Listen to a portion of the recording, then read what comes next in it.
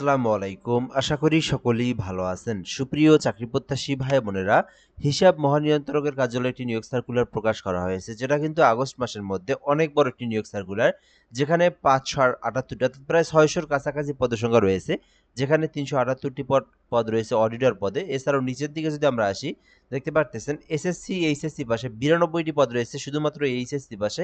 আবার যদি আমরা নিচের দিকে আসি, এখানে দেখতে পারতেছেন, নিচের দিকে একটু দেখবেন, এখানে আরও পদসংখ্যা রয়েছে। এখানে শুধুমাত্র এসএসসি পাশে ৫৭টি পদ রয়েছে অফিস সহায়ক পদে। মোটামুটি কিন্তু অনেক বড় নিয়োগ সার্কুলার। আবার এসএসসি পাশে কিন্তু ৪০টি পদ রয়েছে। প্রায় ৬০০-র কাছাকাছি পদসংখ্যা রয়েছে এই নিয়োগ সার্কুলারের মধ্যে, যেটা কিন্তু আগস্ট মাসের একটি নিয়োগ সার্কুলার, একেবারে সরকারি স্থায়ী একটি চাকরি। আজকের এই ভিডিওর মাধ্যমে এই নিয়োগ সার্কুলারটা নিয়ে আপনাদেরকে বিস্তারিত জানাবো। আপনার শিক্ষাগত যোগ্যতা অনুযায়ী আবেদন করতে চাইলে আবেদন করতে পারবেন। এখানে বলা হয়েছে হিসাব মহানিয়ন্ত্রকের কার্যালয়ের নিয়োগ সার্কুলার। এখানে বলা হয়েছে যে বাংলাদেশের প্রকৃত নাগরিকেরা আবেদন করতে পারবেন। বাংলাদেশের প্রকৃত নাগরিক বলতে বাংলাদেশের যেকোনো জেলার যেকোনো প্রার্থী আবেদন করতে পারবেন। ছেলে হোক, মেয়ে হোক, উভয় প্রার্থীরাই আবেদন করতে পারবেন। যেহেতু এটা একটা সরকারি চাকরি, অফিসিয়াল একটি নিয়োগ সার্কুলার। এরপরে বলা হয়েছে অনলাইনের মাধ্যমে এই আবেদনটি করতে হবে। cgatelitalk.com লিঙ্কটা দেখতে পারতেছেন। এই লিঙ্কে প্রবেশ করে আবেদন করতে হবে।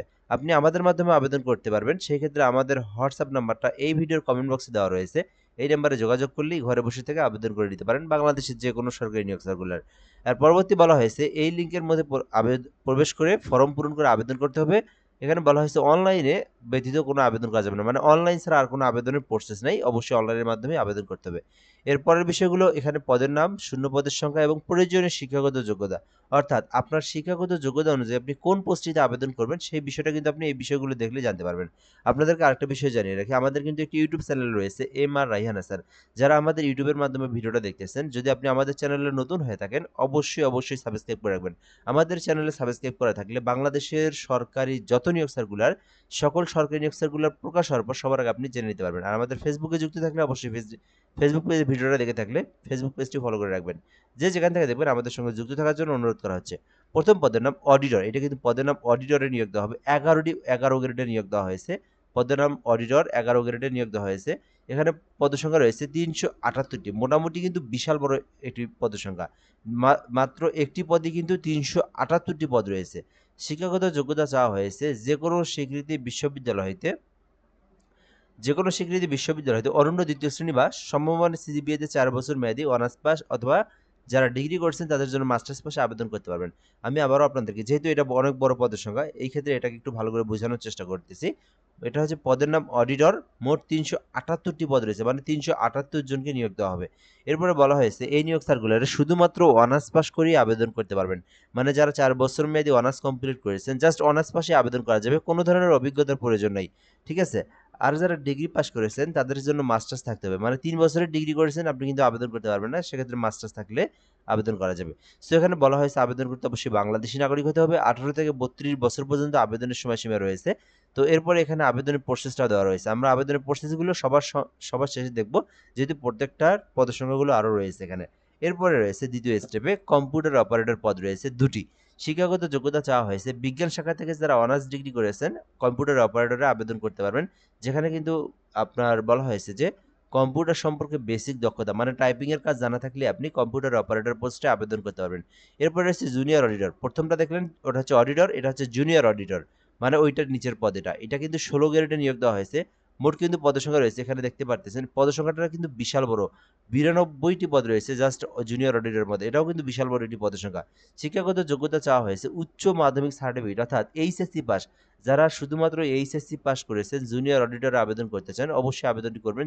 মোটামুটি বিশাল বড় একটি পদের সংখ্যা বলতে পারি আমরা এটাতেও, যেহেতু ৯২টি পদের সংখ্যা রয়েছে। এরপরে বলা হয়েছে ডাটা এন্ট্রি কন্ট্রোল অপারেটর রয়েছে ৪টি পদ, এইচএসসি পাস আবেদন করা যাবে। ড্রাইভার পদে ২টি পদ রয়েছে, যারা শুধুমাত্র অষ্টম শ্রেণী পাস করেছেন, যাদের বৈধ ড্রাইভিং লাইসেন্স রয়েছে, ড্রাইভার পদে আবেদন করতে পারবেন। আবেদন করতে বাংলাদেশি নাগরিক, ১৮ থেকে ৩২ বছর সময়সীমা থাকতে হবে। আর এখানে আবেদনের প্রসেসগুলো দেওয়া রয়েছে। পরবর্তী স্টেপে আমরা চলে যাব। এখানে আরও পদের সংখ্যা রয়েছে তৃতীয় স্টেপের পদের নাম হচ্ছে সর্টার, ১৯ গ্রেডে নিয়োগ দেওয়া হয়েছে। মোট ৪০টি পদ রয়েছে এখানে, শুধুমাত্র এসএসসি পাস। এগুলোতে আবেদন করতে কোনো অভিজ্ঞতা কোনো কিছুরই জানার প্রয়োজন নেই, জাস্ট আপনার শিক্ষাগত যোগ্যতা থাকলে আবেদন করা যাবে। সর্টার পদ ৪০টি পদ রয়েছে। এসএসসি পাশে আবেদন করা যাবে। অফিস সহায়ক পদে নিয়োগ দেওয়া হয়েছে। ৫৭টি পদ রয়েছে। এসএসসি পাশে আবেদন করা যাবে।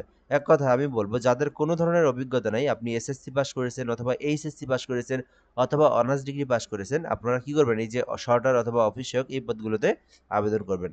এর পরবর্তী আমরা যে বিষয়টা দেখব, আবেদনের প্রসেসটা কি? মূলত এই বিষয়টা দেখতে হবে। যারা নিজেরা অ্যাপ্লিকেশন করতে পারেন, তারা যেকোনো একটা অনলাইনের ব্রাউজারে যাবেন, ক্রোম ব্রাউজার অথবা যেকোনো একটা ব্রাউজারে গিয়ে আপনারা এই যে লিঙ্কটা দেখতে পারতেছেন, এই লিঙ্কটা আপনাকে টাইপ করতে হবে cgateletalk.com বিডি। জাস্ট এতটুকু লিখলেই আপনার সামনে একটা ফর্ম চলে আসবে। ফর্ম পূরণ করে আবেদন সম্পূর্ণ করতে হবে। আপনি আমাদের মাধ্যমে আবেদন করতে পারবেন। আমাদের হোয়াটসঅ্যাপ নাম্বারটাও দিয়ে দিচ্ছি এখানে 01775830312। এই নাম্বারে হোয়াটসঅ্যাপে যোগাযোগ করলে আপনার যে ইনফরমেশনগুলো আবেদন করতে প্রয়োজন সেগুলো দিলে আমরা আপনাকে আবেদন করে আবেদন কপিটি সঙ্গে সঙ্গে পাঠিয়ে দেবো। চাইলে আপনি যোগাযোগ করতে পারবেন আমাদের হোয়াটসঅ্যাপ নাম্বারের মাধ্যমে। সো পরবর্তী স্টেপ হচ্ছে এখান থেকে আবেদন সম্পূর্ণ হলে আপনাদেরকে আপনার গ্রেড অনুযায়ী পদে আবেদন করেছেন সেই সমতুল্য টাকা সরকারি ফি যেটা এটা কিন্তু পেমেন্ট করতে হবে। আর এখানে বলা হয়েছে আবেদনের সময়সীমাটাও খুবই গুরুত্বপূর্ণ। ৬/৮/২০২৬ তারিখে আবেদনটা শুরু হয়েছে।